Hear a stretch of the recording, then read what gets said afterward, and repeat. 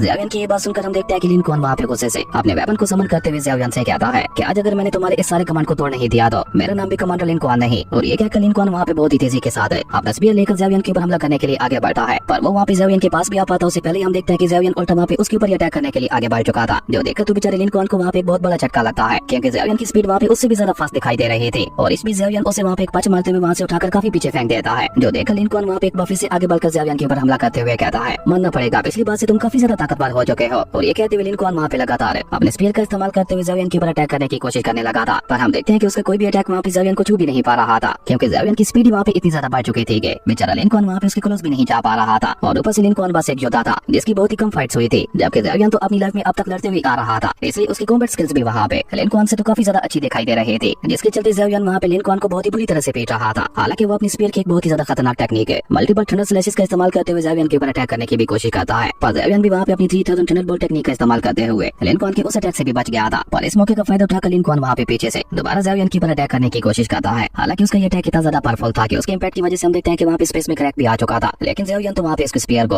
अपनी सिर्फ 2 ही फिंगर से पकड़ते हुए उसे वहाँ पे डिस्ट्रॉय कर देता है। ये देखकर अब लिनकॉन भी वहाँ पे समझ चुका था कि वो ज़ेवियन को अंडर एस्टिमेट नहीं कर सकता, इसलिए वो जल्दी से ज़ेवियन से पीछे हटते हुए वहाँ पे अपनी माउंटेन जेट सील को एक्टिवेट करने लगा था, जो देखकर ज़ेवियन भी वहाँ पे अपनी 3 मिस्टीरियस स्काई फायर के पहले चेंज को एक्टिवेट कर देता है। और ऐसा होते ही हम देखते हैं कि वहाँ पे ज़ेवियन की बॉडी से इतना ज्यादा पावरफुल ऑरा निकलने लगा था कि आसपास की जगहों में वहाँ पे क्रैक्स आना शुरू हो चुके थे। और उसी के साथ साथ ज़ेवियन के फेस के ऊपर भी एमिली मार्क्स बन जाते हैं। और ज़ेवियन का ये रूप देखने में काफी ज्यादा कूल लग रहा था, जिसके बाद ज़ेवियन वहाँ पे बहुत ही तेजी के साथ लिनकॉन के ऊपर हमला करने के लिए आगे बढ़ता है। पर बेचारा लिनकॉन तो अभी तक भी वहाँ पे अपनी सील को पूरा नहीं बना पाया था, इसलिए वो अपनी उसी अनकम्प्लीट सील का इस्तेमाल करते हुए ज़ेवियन के ऊपर अटैक करने की कोशिश करता है। पर ज़ेवियन वहाँ पे इतनी तेजी से उसके पास से गुजर जाता है कि उसे वहाँ पे इस बात का एहसास ही नहीं होता। और उसी के साथ साथ बेचारा लिनकॉन वहाँ पे कुछ समझ पाता। ज़ेवियन ने वहाँ पे पीछे से आगे बढ़ते हुए उसे एक बहुत ही ज्यादा पावरफुल पंच मार दिया था, जो कि उसे इतनी जोर से लगता है कि लिनकॉन के मुंह से वहाँ पे खून भी निकलने लगा था। पर ज़ेवियन तो वहाँ पे उसके ऊपर कोई भी रहम ना दिखाते हुए उसे वहाँ पे उठाकर काफी तेजी से पीछे की तरफ फेंक देता है, जिसके इम्पैक्ट की वजह से हम देखते हैं कि बेचारा लिनकॉन वहाँ पे चट्टानों को तोड़ता हुआ सीधा नीचे जमीन पे जा गिरा था, जिसके साथ ही उसकी हालत वहाँ पे काफी ज्यादा खराब हो चुकी थी। जो देखकर ज़ेवियन वहाँ पे उसका मजाक उड़ाते हुए कहता है कि मुझे तो लगा था कि तुम्हारे साथ फाइट करने में थोड़ा बहुत मजा आएगा, पर तुम तो बहुत ही ज्यादा स्लो निकले। इवन खुद लिनकॉन की सेना भी वहाँ पे काफी ज्यादा हैरान दिखाई दे रही थी। वो सभी वहाँ पे आपस में बातें करते हुए कहते हैं, क्या ये वही ज़ेवियन है जिसे कमांडर लिनकॉन हमेशा कचरा कहकर बुलाया करते थे? ऐसी खतरनाक पावर्स तो हमारे एंशिएंट ट्राइब की यंगर जनरेशन में भी नहीं है। जबकि वहीं दूसरी तरफ वो दोनों एल्डर्स तो वहाँ पे खुश होते हुए कहते हैं, ये लिनकॉन इसी के काबिल है, काश एक बार मुझे मौका मिल जाता तो मैं तो इसकी हालत और भी ज्यादा खराब कर देता। इसी बीच हम देखते हैं कि अचानक लिनकॉन वहाँ पे अपना पूरा दम लगाकर खड़ा होते हुए वहाँ पे ऊपर आसमान में आ गया था और वहाँ पे अपनी एक सीक्रेट टेक्निक का इस्तेमाल करते हुए अपनी पावर को और भी ज्यादा बढ़ाने लगा था। जहाँ साथ साथ वो वहाँ पे ज़ेवियन को धमकी देते हुए ये भी कह रहा था कि तुम्हारे जैसे कचरे को क्या लगता है कि वो मेरे जैसे एक महान कमांडर को इतनी आसानी से हरा देगा? आज मैं तुम्हें यहाँ पे हरा कर साबित कर दूंगा कि तुम पहले भी एक कचरे थे और आज भी एक कचरे ही हो। लिनकॉन की सीक्रेट मेथड को देखकर फर्स्ट एल्डर वहाँ पे थोड़ा चौंकते हुए कहते हैं, क्या इस लिनकॉन को अपनी जिंदगी से प्यार नहीं है जो ये यहाँ पे इस तरह से अपनी सोल को बंद करते हुए अपनी पावर को बढ़ा रहा है? हालांकि वो दोनों एल्डर्स उसे वहाँ पे रोकना चाहते थे, लेकिन भी जुनर उन्हें वहाँ पे ऐसा करने के लिए साफ साफ मना कर देती है। जबकि वहीं दूसरी तरफ हम देखते हैं कि अपने सीक्रेट मेथड का इस्तेमाल करने के बाद लिनकॉन की पावर्स एक अलग ही लेवल पे पहुंच चुकी थी और उसकी बॉडी से वहाँ पे बहुत ही ज्यादा खतरनाक ब्लडी टनल और रिलीज होने लगा था। जो देखकर ज़ेवियन वहाँ पे एक बार फिर से उसका मजाक उड़ाते हुए कहता है, तुम्हें मैंने जितना ज्यादा ताकतवर सोचा था तुम तो उसके आधे भी नहीं हो। जिसमें लिनकॉन भी वहाँ पे गुस्से से चिल्लाते हुए ज़ेवियन से कहता है कि इस बारे में तो अभी तुम्हें थोड़ी देर में पता चल ही जाएगा, जब मैं तुम्हें हरा कर घसीटते हुए यहाँ से ले जाऊंगा तो तब तुम्हारी ये लंबी जबान खुद ब खुद ही बंद हो जाएगी। और ये कहते हुए लिनकॉन ने अचानक वहाँ पे एक बार फिर से आगे बढ़ते हुए अपने स्पीयर की मदद से बहुत ही तेजी के साथ ज़ेवियन के ऊपर हमले करने शुरू कर दिए थे। जो देखकर ज़ेवियन वहाँ पे नाम अपना सर हिलाते हुए कहता है कि ये नहीं सुधरने वाला। और ये कहकर ज़ेवियन वहाँ पे अपनी 3000 थंडरबोल्ट टेक्निक का इस्तेमाल करते हुए वहाँ पे खड़ी खड़ी उसके सभी हमलों को डॉज करने लगा था। हालांकि ज़ेवियन उसे अपने ऊपर अटैक करने का पूरा मौका देता है, लेकिन अभी तक वो एक भी अटैक वहाँ पे ज़ेवियन के ऊपर नहीं कर पाया था। जो देखकर अब की बार दोबारा ज़ेवियन वहाँ पे फाइट बैक करते हुए बेचारे लिनकॉन की धुलाई करना शुरू कर देता है और ज़ेवियन के हर एक अटैक के साथ लिनकॉन की हालत वहाँ पे बद से बदतर होती चली जा रही थी। इवन अब तो वहाँ पे उसकी नाक से भी खून निकलने लगा था। जो देखकर लिनकॉन को वहाँ पे इतना ज्यादा गुस्सा आता है कि वो वहाँ पे अपने अब तक के सबसे पावरफुल अटैक को क्रिएट करने की कोशिश करता है, जिसमें सबसे पहले तो वो अपने स्पीयर को वहाँ पे ज़ेवियन की तरफ ही फेंक देता है। लेकिन ज़ेवियन वहाँ पे उसके स्पीयर के ऊपर ही कदम रखते हुए वहाँ पे उसके पीछे आ गया था और अचानक इस तरह से ज़ेवियन को वहाँ पे अपने पास देकर वो दोबारा ज़ेवियन के ऊपर अटैक करने की कोशिश करता है, जिसे रोकने के लिए ज़ेवियन वहाँ पे अपना हाथ आगे बढ़ा देता है और जैसे उसका हाथ वहाँ पे ज़ेवियन के हाथ के साथ टकराता है तो बेचारे लिनकॉन का पूरा हाथ ही वहाँ पे टूट गया था। और इसी बीच ज़ेवियन दोबारा उसे वहाँ पे उसके फेस के ऊपर एक बहुत ही ज्यादा पावरफुल पंच मार देता है, जो कि उसे वहाँ पे इतना जोर से हिट होता है कि वो वहाँ पे बड़ी बड़ी चट्टानों को तोड़ता हुआ दोबारा बहुत ही तेजी के साथ नीचे जमीन पे जा गिरा था। इवन वो वहाँ पे जिस टावर के साथ टकराया था वो टावर भी वहाँ पे टूट के गिर गया था। पर अभी तक खेल खत्म नहीं हुआ था। ज़ेवियन लिनकॉन को वहाँ पे अपनी स्पेशल पावर का इस्तेमाल करते हुए दोबारा वहाँ पे अपने पास बुला लेता है और उसे गले से पकड़कर ऊपर हवा में उठाते हुए कहता है, देखो आज ज़ेव फैमिली के उस कचरे ने तुम्हारी क्या हालत कर दी जैसे तुम्हें कीड़ा समझते थे। और ये कहकर ज़ेवियन उसे उठाकर दोबारा वहाँ पे नीचे फेंक देता है। ऐसा लग रहा था कि बेचारा लिनकॉन जैसे कोई बाल हो, जैसे ज़ेवियन बार बार इधर उधर फेंके जा रहा था। वहीं अपने कमांडर की ऐसी हालत देखकर दो सैनिक जल्दी से आगे बढ़ते हुए उसे वहाँ पे संभालने की कोशिश करते हैं। जबकि फर्स्ट एल्डर वहाँ पे ये सब देखकर स्माइल करते हुए कहता है, ये लड़का तो काफी ज्यादा रूटलेस निकला, अब तो मैं इससे और भी ज्यादा इंप्रेस हो चुका हूँ। जिसपे सेकंड एल्डर भी उसकी हाँ में हाँ मिलाते हुए कहते हैं कि तुम बिल्कुल ठीक कह रहे हो। इसी बीच ज़ेवियन सीधा वहाँ पे आगे बढ़ते हुए जुनर के सामने आ जाता है, जहाँ ज़ेवियन काफी ज्यादा उदास दिखाई दे रहा था और ज़ेवियन को वहाँ पे इस तरह से उदास देखकर जुनर भी वहाँ पे उदास होते हुए कहती है, मुझे अब वापस जाना होगा। जिसपे ज़ेवियन उसे वहाँ पे तसल्ली देते हुए कहता है कि तुम फिक्र मत करो, तुम बस एंशिएंट ट्राइब के अंदर मेरा इंतजार करना, एक बार मैं टीचर को आजाद करवा लूं उसके बाद मैं सीधा तुम्हारे पास ही आने वाला हूँ। ज़ेवियन की ये बात सुनकर जुनर भी वहाँ पे स्माइल करते हुए हाँ में अपना सर हिलाती है और वो वहाँ पे ज़ेवियन को अपना ख्याल रखने का बोल कर अपने दोनों एल्डर्स के साथ उसी पोर्टल की मदद से वहाँ से चली जाती है। लेकिन जाने से पहले वो एक बार फिर से लिटिल फेरी डॉक्टर को देखते हुए कहती है, ज़ेवियन का ख्याल रखना। और ये कहने के साथ ही जुनर वहाँ से जा चुकी थी, जिसके जाती ज़ेवियन को तो वहाँ पे काफी ज्यादा गुस्सा आ रहा था और वो वहाँ पे एक बार फिर से इस सब का जिम्मेदार खुद को ही ठहरा रहा था। ज़ेवियन के मुताबिक अगर वो ताकतवर होता तो उसे ये सब ना देखना पड़ता। और इसी के साथ ही ज़ेवियन वहाँ पे ठान लेता है कि अब उसकी लाइफ का सिर्फ एक ही मकसद है और वो है खुद को सिर्फ ताकतवर बनाना। और इसी कमाल के सीन के साथ हमारी अमेजिंग एपिसोड यहीं पे खत्म हो गया था। दोस्तों अगर आपको ये वीडियो अच्छी लगी तो लाइक कर दें और अगर चैनल पे नए आए हो तो सब्सक्राइब करते जाना। तो मिलते हैं अगली वीडियो में, तब तक के लिए बाय।